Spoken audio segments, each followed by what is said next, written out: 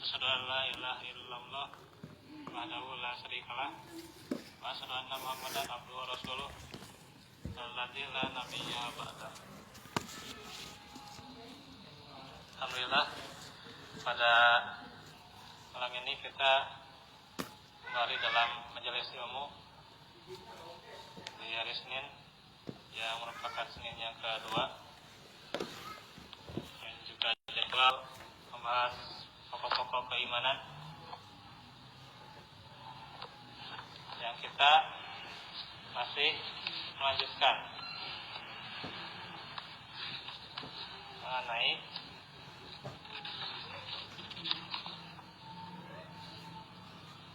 keimanan ini, yaitu ucapan dan amalan lisan.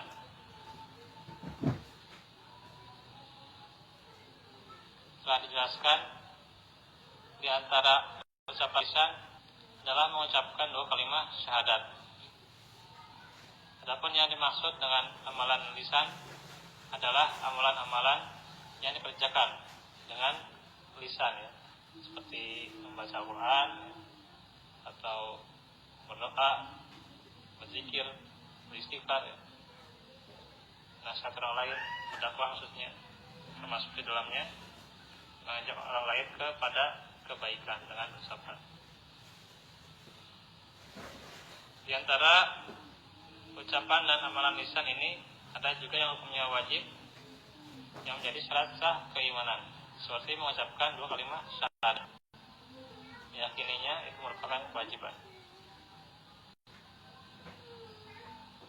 Ada yang hukumnya wajib semata, namun tidak menjadi syarat sah keimanan, seperti berdoa, membaca surah Al-Fatihah dalam sholat itu adalah rukun, ya,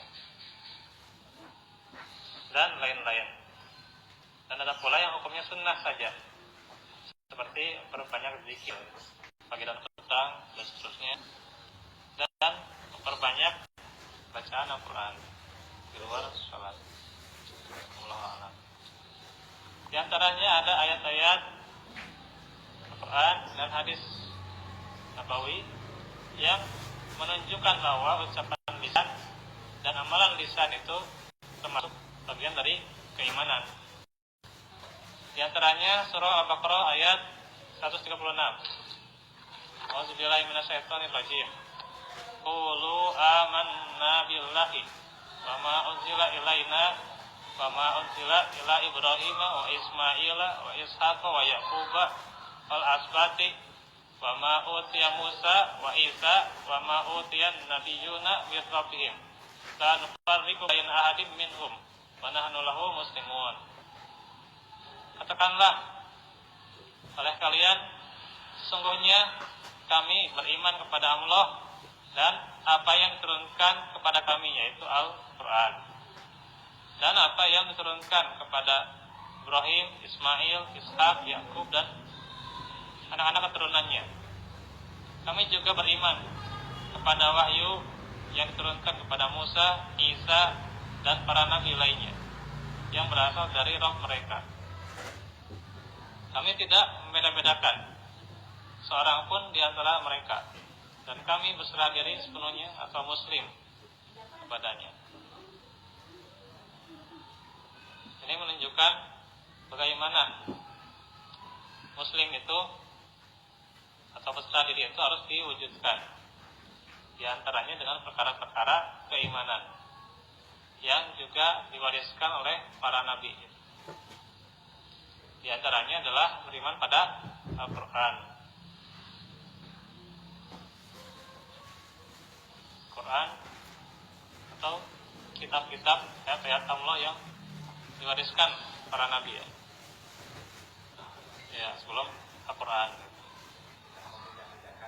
ya.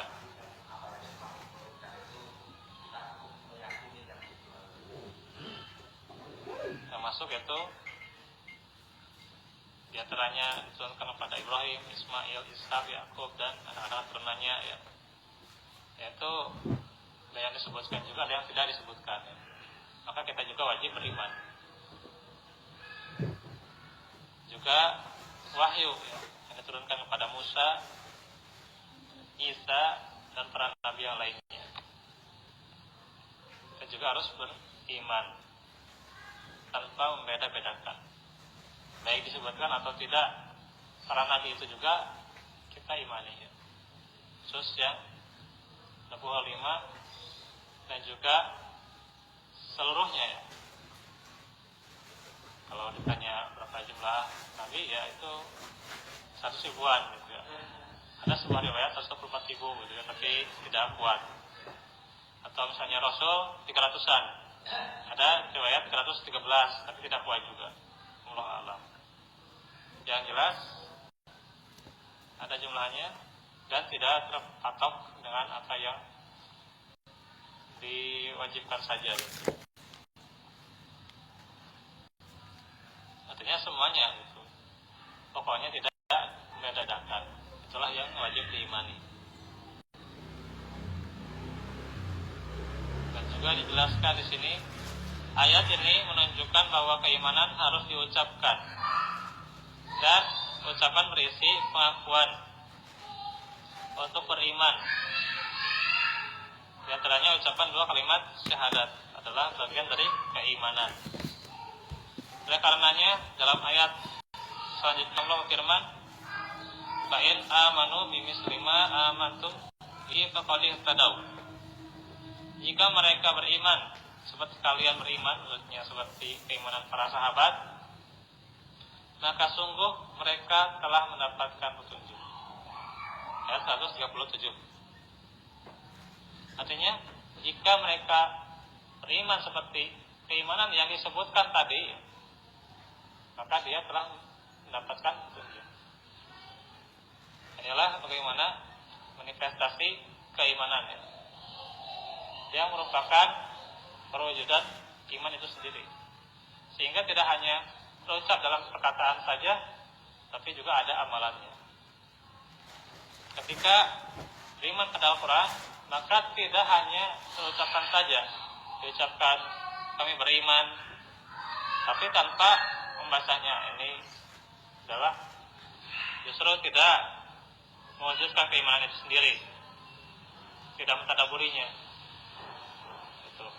Yang membaca hanya sekedar hafalan, sekedar membaca, tapi tidak tadabur, tidak mengamalkan, itu juga sama saja.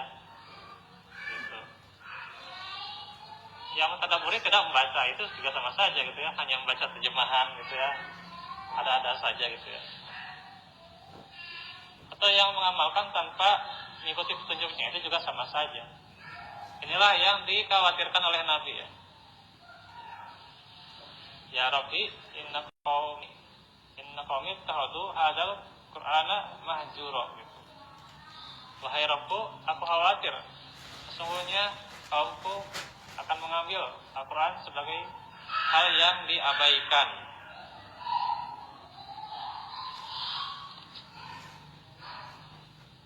Maka keimanan ini adalah sangat urgensi.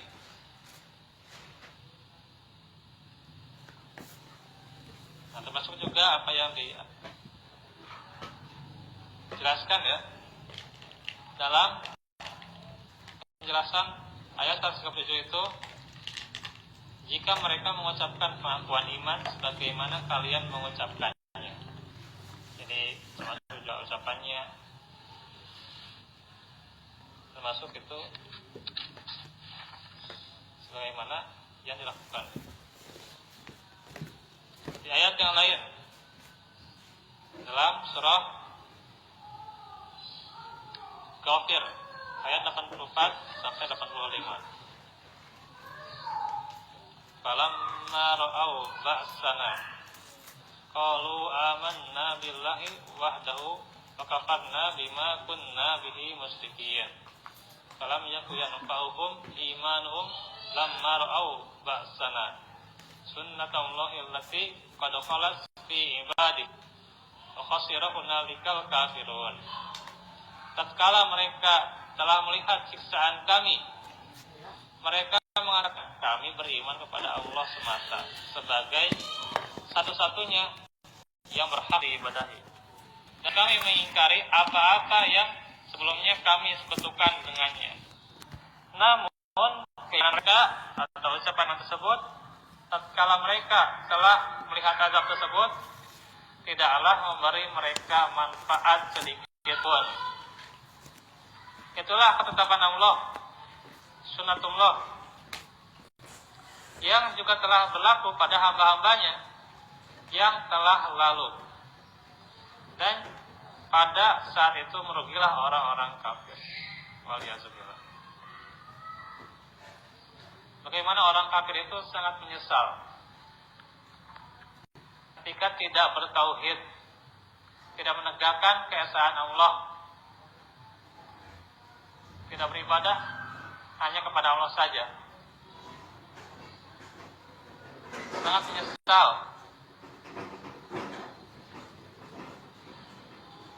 Termasuk mereka ingin dihidupkan kembali, tapi tidak bisa.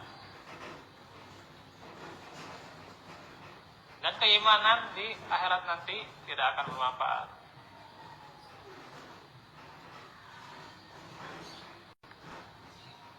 Maka keimanan di dunia ini yang harus kita benar-benar wujudkan.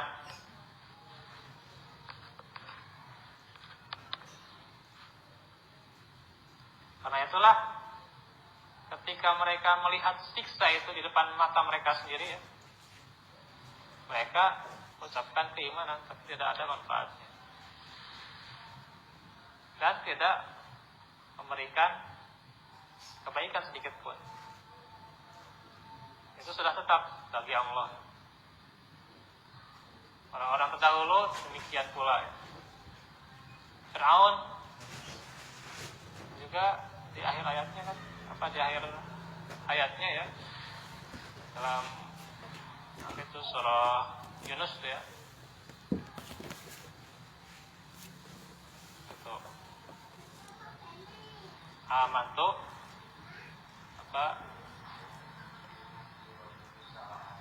itu penyihir. Kalau Rabbi Musawarun mah itu penyihir, ya, surah Toha itu, ya,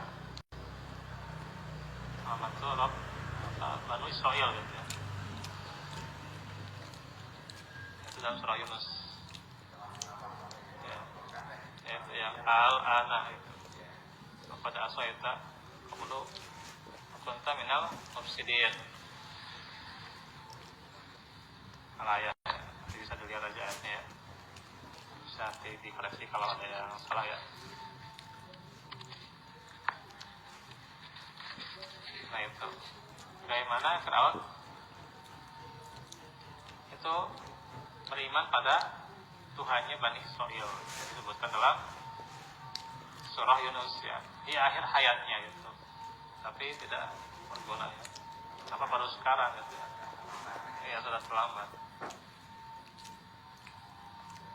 Qarun juga demikian, ya, baru terlambat dia menyesal akan sifat bakhilnya, gitu, ya. Demikian juga sama Qarun. Iya. Sehingga, ya, yang namanya kekayaan tidak bisa menebus di akhirat nanti. Kekayaannya gunung atau dunia itu tidak akan bisa.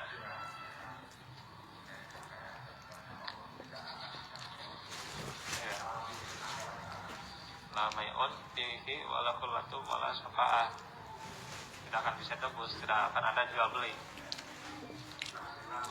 Ya.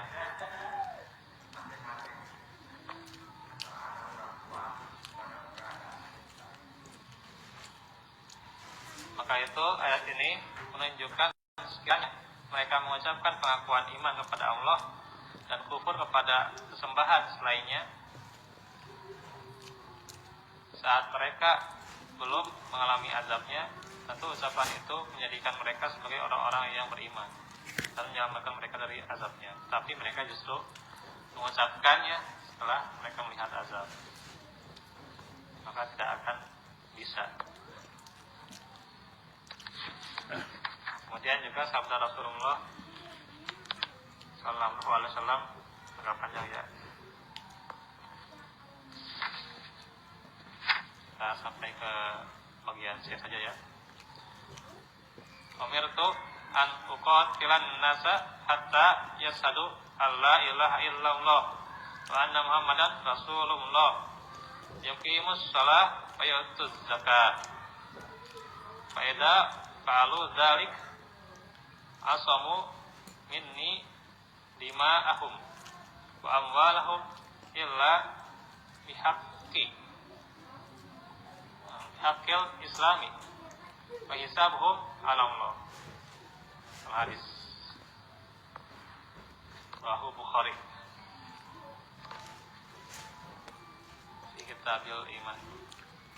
Dari Ibnu Umar, Abdullah bin Umar radhiyallahu anhuma. Nanti itu ucapan doa semoga Allah meridainya itu untuk dia ya, dan ayahnya Umar bin Khattab. Anaknya Abdullah bin Umar, bapaknya Umar bin Khattab. Radhiyallahu anhu. Ya.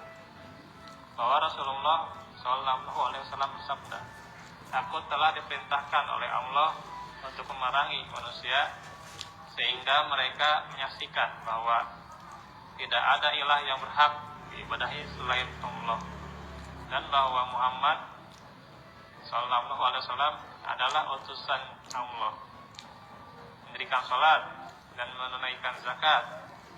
Jika mereka telah melakukan hal itu, maka harta dan nyawa mereka terlindungi, kecuali bila mereka melanggar ketentuan Islam. Dan setelah itu perhitungan mereka atau urusan hati mereka itu di sisi Allah. Kita tidak tahu urusan hati mereka. Karena itulah bagaimana ini merupakan hadis yang menjelaskan keimanan seorang hamba,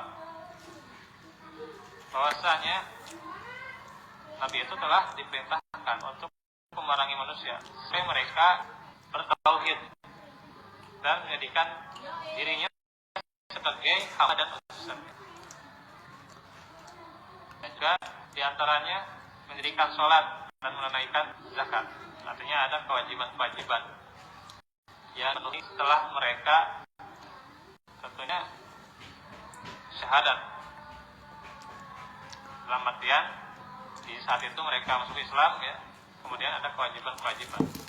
Maka tentunya kalau kita yang syahadatnya sudah dari kecil gitu ya, atau dari semenjak alam ruh maksudnya, maka tentunya ini harus diamalkan ya. Bagaimana kita mendirikan sholat.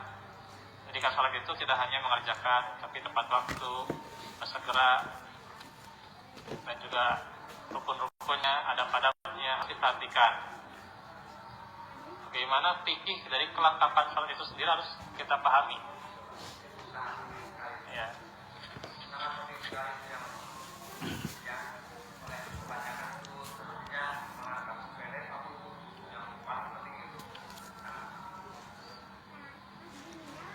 Jadi itulah bagaimana waqimus shalah, bukan hanya mengerjakan, tapi mendirikan dan juga menunaikan zakat. Ini juga harus kita pahami bagaimana waktu berzakat itu kapan, kemudian zakat apa saja, kemudian bagaimana tata caranya, siapa yang berhak menerima zakat itu harus dipahami. Jangan sampai salah untuk membayarnya gitu. Atau jangan sampai salah membelanjakannya. Karena kan terangkan bahwa sifat orang-orang yang berilmu itu adalah alamun fikih, yaitu mereka yang benar-benar membelanjakannya kepada jalan yang benar. Maka jaminannya adalah darah dan harta mereka terlindungi. Bagaimana perkara hati mereka itu hanya Allah yang tahu. Tidak akan bisa kita tebak atau direka-reka. Ya. Ya, tidak ada di tangan kita. Ya. Maka ini kewajiban kita untuk melaksanakan keimanan itu dengan berbagai amalan. Nah, itu saja dahulu untuk pembahasan perkara-perkara keimanan. Insya Allah besok kita lanjut tentang kisah Nabi Ishaq ya. Allahumma minkum barakallahu fikum. Rabbana atina fid dunya hasanah wa fil akhirati hasanah wa qina adzabannar. Rabbana atina fil akhirati hasanah wa lana min amrina rasyada. Subhanakallahumma bihamdik asyhadu an la ilaha illa anta astaghfiruka wa atubu ilaik. Walhamdulillahirabbil alamin. Assalamualaikum warahmatullahi wabarakatuh.